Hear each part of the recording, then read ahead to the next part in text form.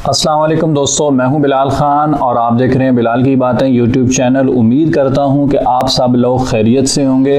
दोस्तों, आज की वीडियो के अंदर मैं बात करने वाला हूं कि कोका कोला की एजेंसी कैसे ली जा सकती है, कितना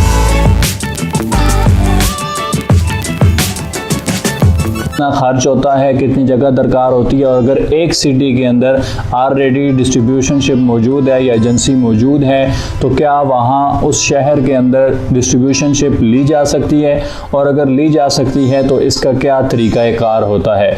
इस वीडियो के अंदर हम ये सारी चीज़ें डिस्कस करेंगे, लिहाजा आपने वीडियो को तसल्ली के साथ, सुकून के साथ आखिर तक देखना है और वीडियो को लाइक भी करना है और कमेंट्स में बताना है आपको वीडियो कैसी लगी। अगर चैनल पर नए हैं तो चैनल को सब्सक्राइब भी कर लीजिए। तो चलिए दोस्तों, अभी आज की वीडियो शुरू करते हैं। सबसे पहली बात दोस्तों ये आती है कि इस पे खर्चा कितना होगा।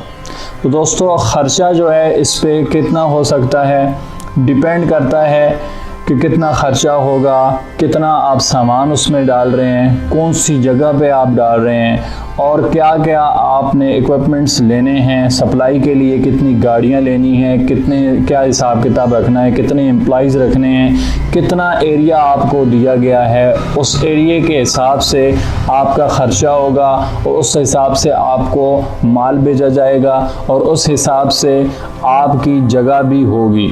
अब जगह की अगर बात करें हम तो जगह जो है वो कम से कम 3 से 5 मरले की जगह होनी चाहिए कोका कोला की एजेंसी को लेने के लिए।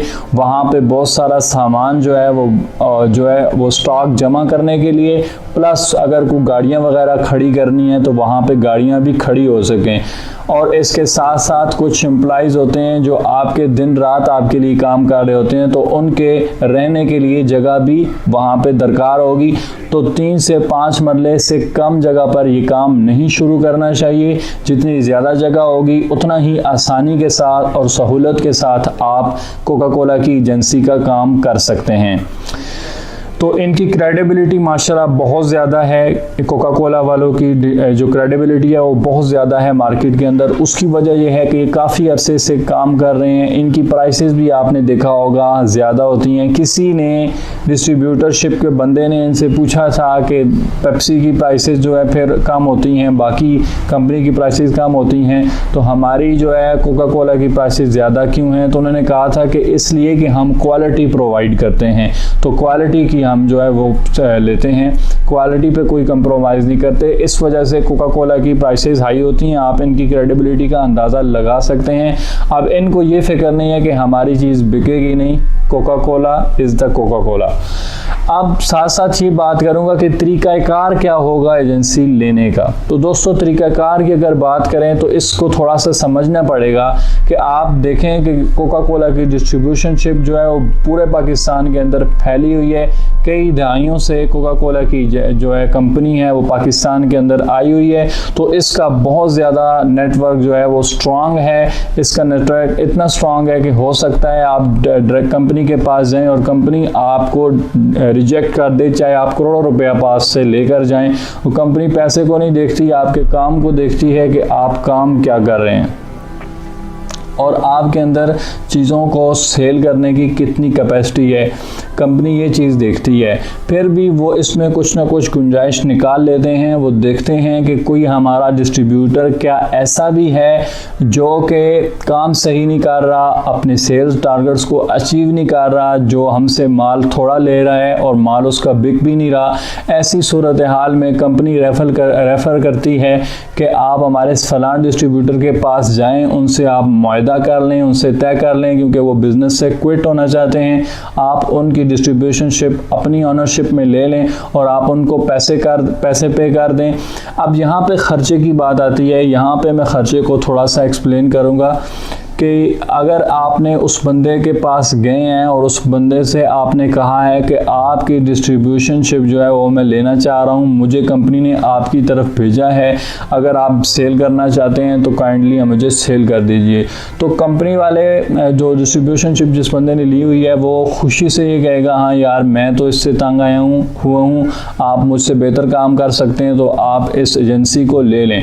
उसके बाद बात होगी कि उसके अंदर कितना माल पड़ा हुआ है, कितनी उनकी गाड़ियां हैं, कितने उनके एम्प्लॉइज़ हैं, कितनी जगह है, तो आप उनके साथ एग्रीमेंट करेंगे भाई आपकी जो ये डिस्ट्रीब्यूशनशिप है ये मैं माल्स में सारी ख़रीद रहा हूँ और एम्प्लॉइज़ भी मैं वही रखूँगा और सप्लाई भी वो जो है नेटवर्क बना हुआ है वो उसी पे चलूँगा, तो उसकी आपको गुडविल भी पे करना पड़ेगी, प्लस जितना सामान है वो आपको पैसे डालने पड़ेंगे। अगर 3 लाख का सामान है, 10 लाख का सामान है, 50 लाख का सामान है, 1 करोड़ का सामान है, वो पैसे भी डालने पड़ेंगे। तो कास्ट क्या क्या हो गई आपकी, उसकी गुडविल भी डलेगी, प्लस जितना माल पड़ा हुआ है वो भी डलेगी। इसके अलावा अगर वहाँ पे कोई इक्विपमेंट्स है, गाड़ियाँ वगैरह हैं, ज़ाहिर बात है होलसेल का काम है तो गाड़ियाँ भी होगी इस एजेंसी की, तो उन गाड़ियों की कीमत भी लगाई जाएगी, ठीक है, वो भी ख़रीदी जाएंगी। फिर जगह की बात है, अगर उसकी जगह अपनी है तो आप उससे मुआहदा करके उसको रेंट पे करोगे, अगर उसकी जगह अपनी नहीं है तो आप लैंड ऑनर के साथ जो है मिलके इस पे एडवांस भी दोगे। एडवांस कितना होगा ये एरिया के हिसाब से होता है, और रेंट जो है वो आप उसका तय करके उस एजेंसी की आप जो है वो ऑनरशिप ले सकते हैं। फिर आप पूरी डिटेल कंपनी को सेंड करेंगे और कंपनी की बैंक अकाउंट में आपको 6 लाख सिक्योरिटी डिपॉजिट करवाना पड़ेंगे।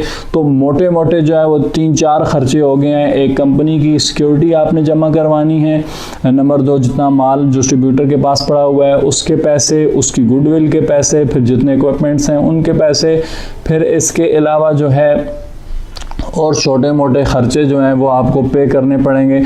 और इसके साथ आपको एजेंसी मिल जाएगी। अगर आप डायरेक्ट कंपनी के पास जाते हैं कि जी ये मुझे आप एजेंसी दे दें, तो वो आपको कभी भी एजेंसी नहीं देंगे, आप बेशक करोड़ों रुपया लेके जाएं, क्योंकि उनका नेटवर्क वैसे ही स्ट्रांग है, उनको ज़रूरत नहीं है।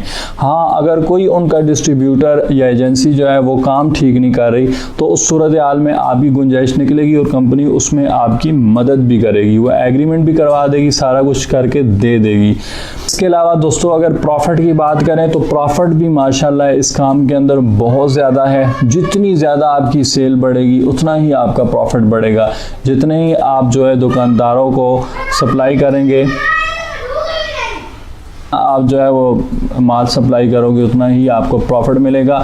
और एक परसेंटेज जो है वो आपको कंपनी दे देगी, भाई हम आपको 3 रुपये, 4 रुपये, 5 रुपये छोड़ रहे हैं एक बोतल के ऊपर और 20-25 रुपये हम एक पैट के ऊपर आपका छोड़ रहे हैं, ये आपका मुनाफा है। तो दोस्तों उस मुनाफे से ही आपको ख़र्चे भी गाड़ियों के निकालने हैं और उसी में से आपने रेंट भी निकालना है। लेकिन अगर आपकी सेल अच्छी है तो इसमें आप लाखों रुपए कमा सकते हैं।